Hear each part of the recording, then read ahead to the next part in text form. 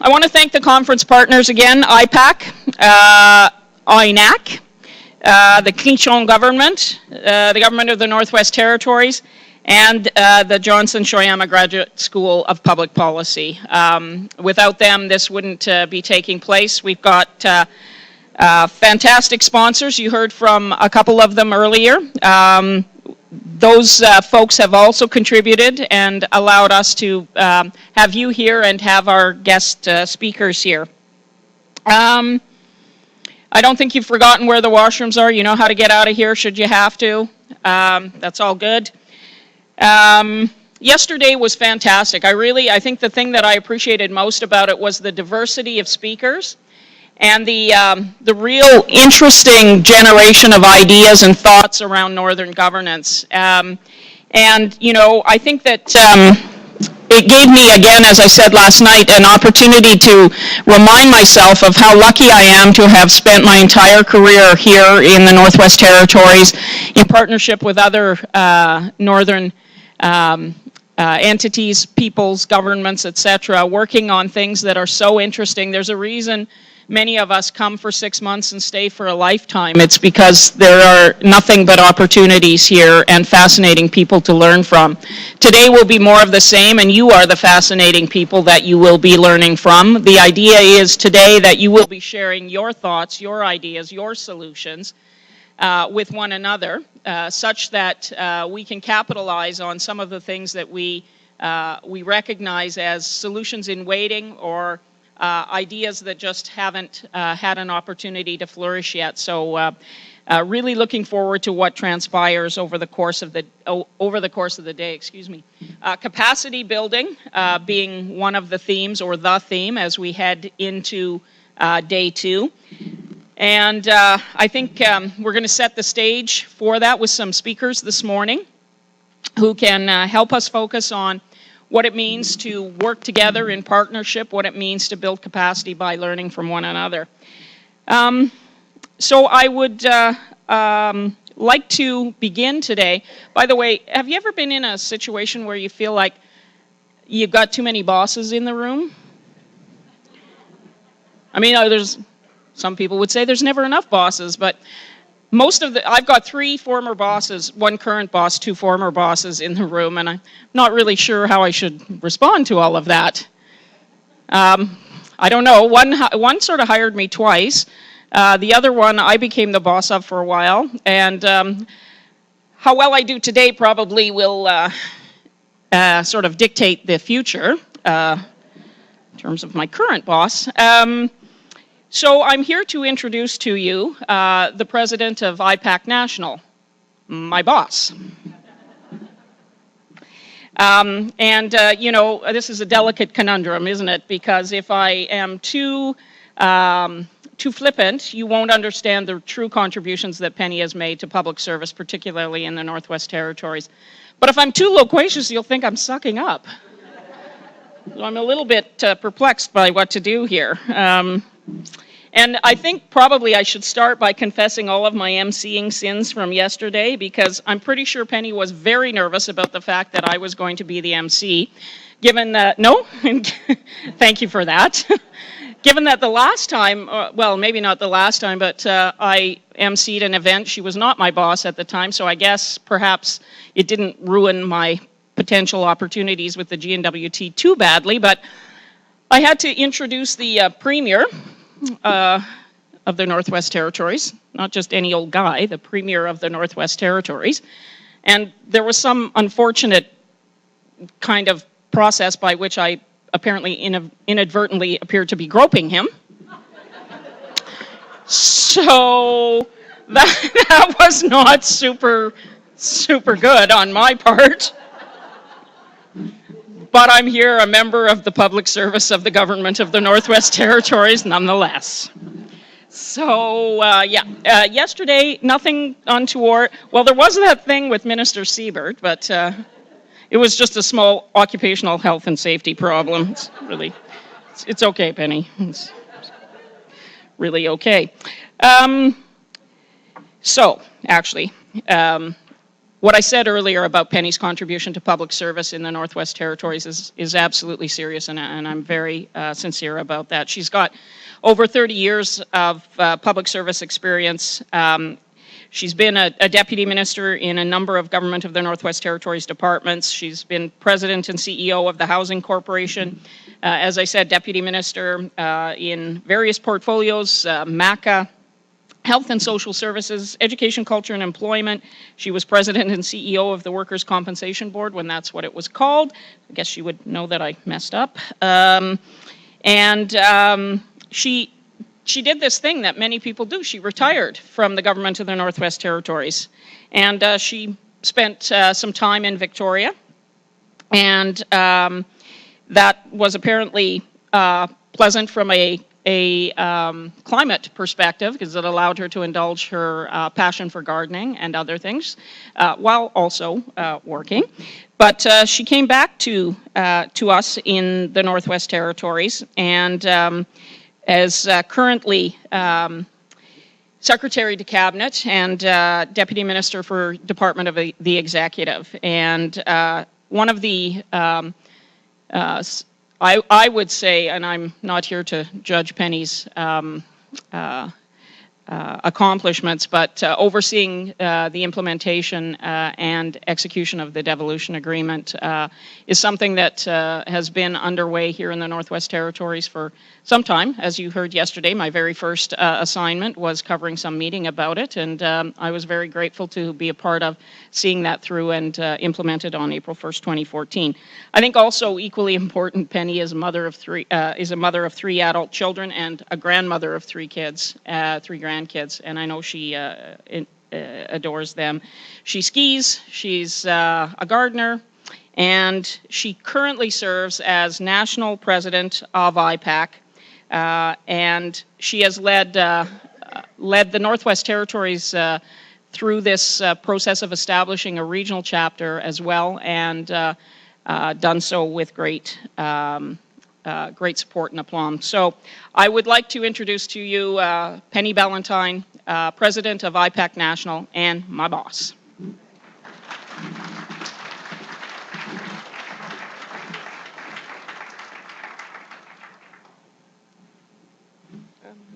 Thanks very much, Zoe, and good morning, everyone. It's kind of humbling to be in front of all of you, because as I look around the room, I see people who have way more experience working in various kinds of governments than I do. I see young people that are starting their public service career. And I'll say two things. One is it kind of makes me feel old, because I think some of you, I went to school with your parents. But as someone who was born and raised in the North, and I have to say I'm really proud that we are at a place in our evolution as a territory, and as people who work to support elected leaders, that we're able to come together at a conference like this and think about what we have in common, about what binds us together, what we can learn from each other. I also think it's a really important time in our country's history, and in the history of the Northwest Territories too. And I want to talk a little bit about the opportunity that we all have to make a positive contribution to the continued evolution of our home, and also how the Northwest Territories, I think, is very uniquely placed to play a role in the very important national challenge of reconciliation.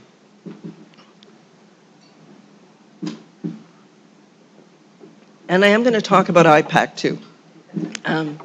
I probably won't talk for 40 minutes, because I don't think anybody is, well, I shouldn't say that in case somebody does talk for 40 minutes and holds your attention, but I know I can't do that. But I do want to start by thanking Chief Eddie Sangres, who welcomed all of us at the opening reception on Monday night to the traditional territory of the IPAC-NWT First Nation, to Chief Dragi's territory. So thank you very much to Chief Sangres and to the YKDFN for honoring us with that opening prayer and welcome.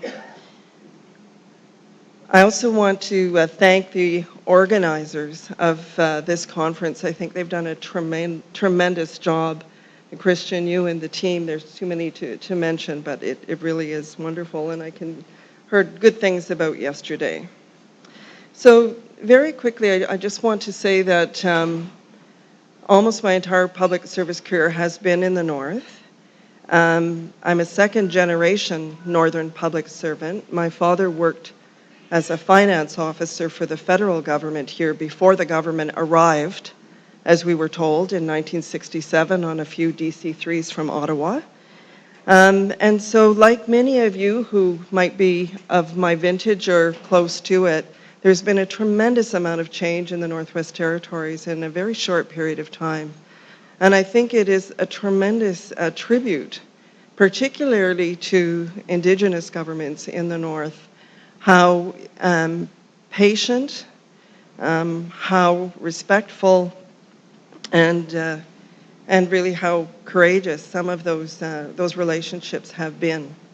I think that for those of us who are not Indigenous people who are working in the North, or like me, who were born and raised here, I don't think we really truly appreciate how much we benefit from the opportunity we have here to work together. What we do here in the North is unique in the country. How do I know this? Couple of things. When I went to Victoria for 8 years, I worked as the city manager for the city of Victoria for a few of those years. And when I came to that job, one of the first things I did was to go and visit with the First Nations that were there, with the chief of the Songhees First Nation, chief of the Esquimalt First Nation, because that is something that I learned here is very important to do. And they were very surprised because nobody from the city had ever been there to acknowledge their presence, to thank them for being there, and to ask what we could do together. And the mayor and council at the time, I think, like most people living in Victoria, I think kind of knew the First Nations were there, but didn't really have a lot of interaction with them. And so it was really wonderful to see how the councils for the First Nations and the City Council ended up having a really wonderful relationship that culminated in a really wonderful private ceremony that no newspaper was invited to. It had no public coverage whatsoever. But it was a ceremony of reconciliation. It was a ceremony of recognition. And it really, aside from the political advantages to finding a way to work together, I want to say that it was also, I think for everybody that was involved with it, a very moving personal experience. And why? Because we're all people, we're all human beings. And when you know that things have not been right, and you get an opportunity to start to move towards making them whole again, it feels really good. And so as public servants, no matter who your public is, whether your public is your band members, whether it is your municipal or the people who live in your municipality or your territorial constituency or your federal riding, we all have an opportunity in the way we relate to each other, in the kind of advice that we give to the people we serve, to play a role in this really important opportunity we have to build a stronger NWT and to build a stronger Canada. So there are challenges in that, and I'm just speaking from my own experience. I will say that sometimes the structure of government, sometimes the way we do business, both internally and in our external relationships, can really get in the way of having the kind of really authentic connection we need to work together to make communities a better place. One of the perspectives that I learned early on, and in fact I was just sharing with Cindy before I got up to speak, was from the late Bertha Allen, who many of you would have known and worked with. And Bertha really was a force of nature in the Delta, but she was also one of these incredibly generous people that didn't deliberately try to teach anybody anything, but you couldn't help but learn if you were around her. And one of the things that she used to say is that, healing isn't an event. It isn't something that happens on a day. It is a process, and it's a lifetime of engagement. And I think healing relationships is also a lifetime process. And those of us who work in government, no matter what kind of government it is, have that opportunity every time we work with somebody who works in a different order of government to relate in a way that can build that respect and that understanding. And I think it's true that we each understand the world from where we stand. And if you think about, being out on the land, and depending on where you stand, you're seeing something different. And that's kind of like each of us is. We see the world from our own perspective where we are. And being able to move to where the other party is or the other person is and trying to understand what they are seeing and why is really a lot about what this conference is about. So when John Bizot explains Clicho cosmology, how many of you found that to be really helpful in having a better understanding of how the Clicho government wants to operate, what it aspires to, and why its institutions look the way they do? And what does that tell us about the way we need to engage in an effective way with the Clicho government, who are really have, I think, been not only wonderful partners in this process, but really are leading in so many ways. So there's much that we can learn from each other. From the GNWT's perspective, and I'm not a political person, I'm not an elected person, but I would say that all of us who do work for the GNWT also have those opportunities to learn from folks that we work with at other levels of government. One of the things I'd like to share with you that really helped me very early in my career understand what it's like when you're dealing with a bigger order of government was going to Ottawa and being treated with, no, I won't say disrespect, but very much, what do you folks from the territories really know? This was, early on in my career. I was not at a very high level in the organization, but I remember the impact it had on me, and I thought, I wonder if this, I bet this is how people feel sometimes when they're dealing with us. And, it's so important to, I think, adopt what really are the founding ethics of public service in Canada and to think about them. And the one thing that binds us all together, if we're doing our jobs well, is having an attitude of respect, is understanding that we're not elected people. We are there to serve elected people. And so that means that when we do our best work, we're nonpartisan. So what does that mean? It means that we understand that our job is to bring all of the relevant perspectives to bear when a decision is being made. It means that we think about what it means to be a public servant, no matter which government you're working for. There's no self in being a servant. There's no self in service. That means that we try not to let our personal biases influence the decision that we make, that we try to make sure that all perspectives are being reflected. It also means that you don't fall in love with your advice, which is advice that I give to young public servants when I speak to them. It's very easy when we're passionate about issues to, really have a strong feeling about what the right decision is that elected people should make, in our view, but we're not elected people. And if we want to be the people who get to make the decision, then we should run for office, as many in this room have done. And those are the folks that get to decide. But our job as public servants really is to try to keep our personal biases out of the advice that we give. Easier said than done. So coming back to all the changes that have occurred in the North over the last 40 years or so, I guess it's longer than that, since 1967 when we were told the government was coming. Thinking back, I think it's really fair to say that there was very little recognition or respect for the institutions of governance that were already established in communities and had been there forever. And I think that the way we have related as governments, although it is improving, it still has a way to go. And that is something that I hope that everybody in this room can continue to contribute to, because again, that is our opportunity going forward. I'd like to say a few things about IPAC, about the Institute of Public Administration of Canada. This is an organization that has been around for over 70 years. It has members from the federal government, from provincial and territorial governments, and from municipal governments, but until very recently, it did not really have a welcome mat out for Indigenous governments. Now, why is that?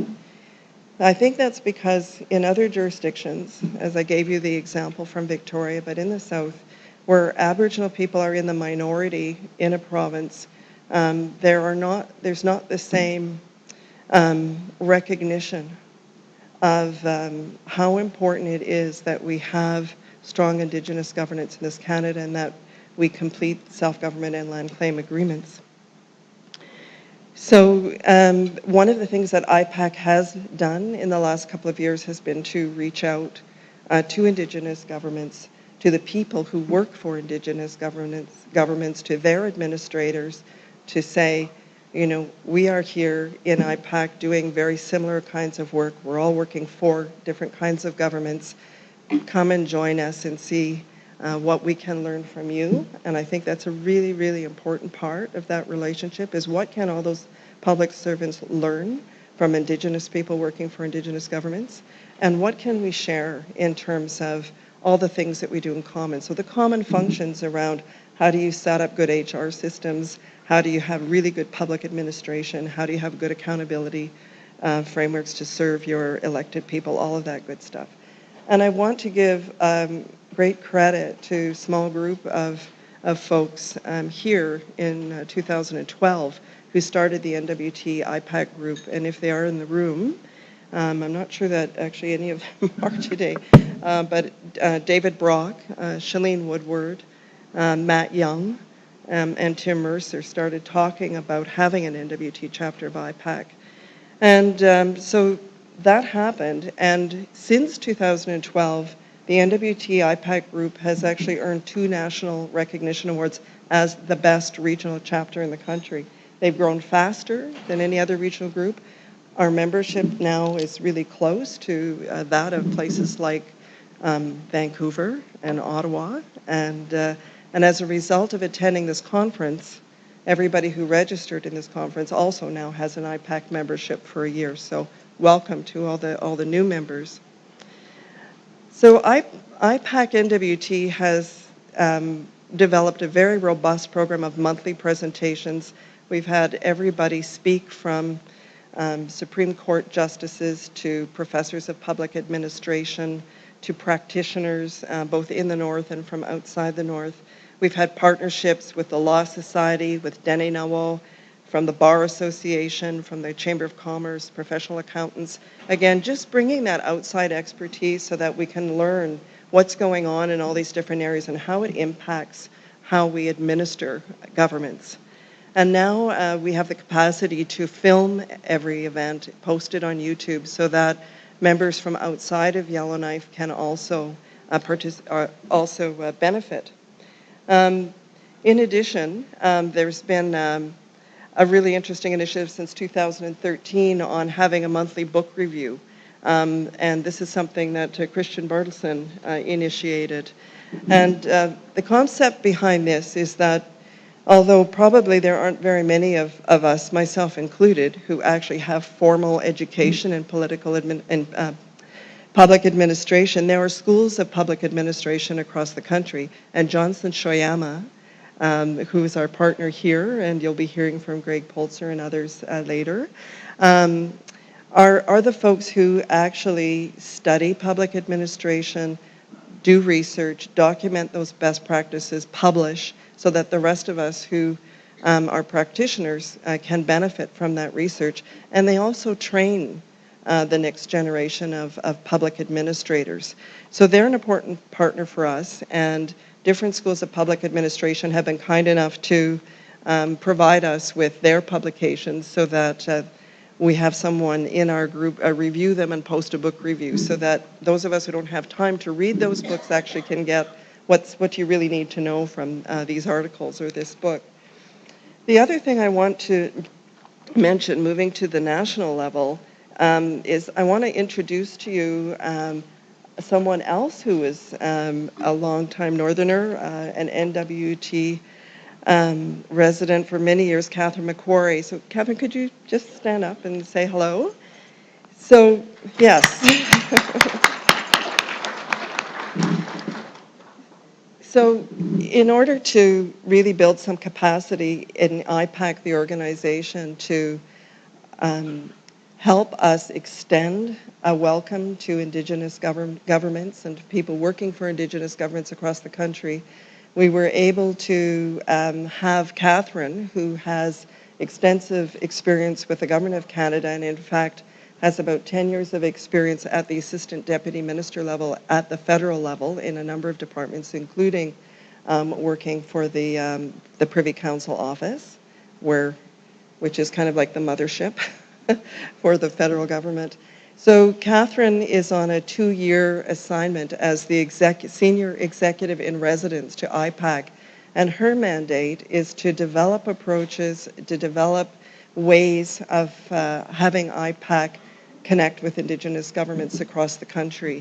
And so she has been on a bit of a national tour, and she'll be speaking to you later in the conference. I really encourage you to seek Catherine out. She's been here, she was here yesterday, she'll be here for the conference, and we're really, really happy to have her with us. This is so important to IPAC because without having Indigenous governments represented in our organization, we are not a truly national organization. And so the work that Catherine's doing to help us become truly representative, I think is important. And I think once we have a strong component of people who work for Indigenous governments, then we can work together both in our regional groups but also nationally on the challenge of reconciliation.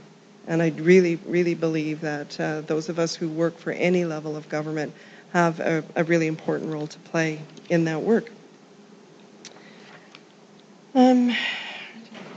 The other thing I want to mention to you is a project that the regional IPAC group, along with the GNWT, is currently operating. And in this project, we're trying to understand how people who work for Indigenous governments in the Northwest Territories can benefit from IPAC membership, and how people who are in IPAC can benefit from having membership from Indigenous governments. So there are currently 88 people across the NWT who work for Indigenous governments involved in this project. So a survey was done at the beginning to try to understand what the participants needed. A program is being developed, as I just described to you, with YouTubing the presentations and this conference. And a survey will be done at the end to try to understand what worked and what didn't, so that we can really tailor what IPAC provides to really benefit folks working in Indigenous governments. And that project was spearheaded by Matt Young, who's the past chair of IPAC-NWT. Shalene Woodward was involved in that. Diane Archie, who's the Associate Director for Self-Government for the IRC, and Laura Duncan, Clecho Executive Officer for the Clecho Government, as well as Dr. Andrea Magnoni from the IPAC National Office. So this is something that has never happened in any other part of Canada, where we've really had this outreach to say, not just, here's what we can do for you, but tell us what we can do for you, and tell us how we can make what we do relevant and helpful. And again, as I've said, I think the other equally, if not more important part of that equation is how do we all benefit by working together and being in the same organization. So I'm going to close, and I don't know if there's time for questions or discussion, but I'm going to be around in and out sorry, I shouldn't say unfortunately the legislature is sitting, because of course it's a good thing that the legislature is sitting. It just means that I can't be here full time. So I will be in and out, but if I haven't met you, please introduce yourself. I've already run into people I haven't seen in a long time. That's been wonderful. I want to thank you so much for the opportunity to speak to you, and I really look forward to being able to chat with as many of you as possible over the next couple of days. So thank you again to the corporate sponsors. Thank you again to the IPAC regional group organizing team, the conference team, and most of all, thank you to all of you who are really busy people for taking 3 days to come here so that we can really start to learn from each other and work together. So again, thank you very much for the opportunity to speak to you. Thank you.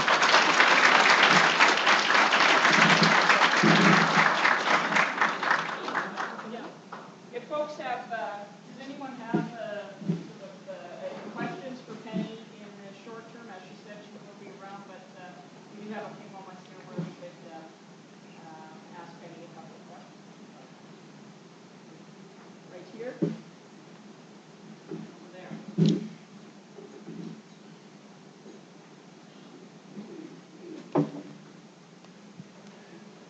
Good morning, Penny, and thanks for that